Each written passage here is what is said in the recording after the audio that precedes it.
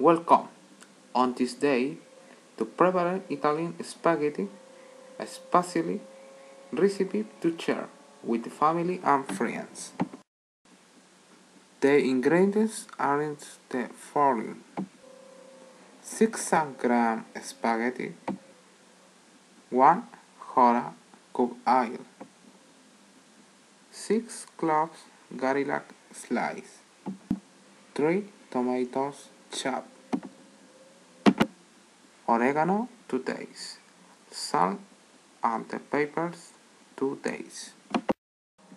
Cook pasta into salted water boil, drain and reserve it drizzle with a little oil.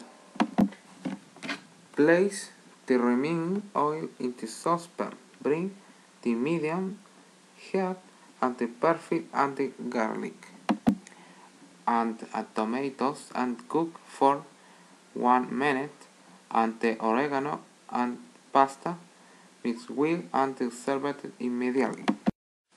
Bye.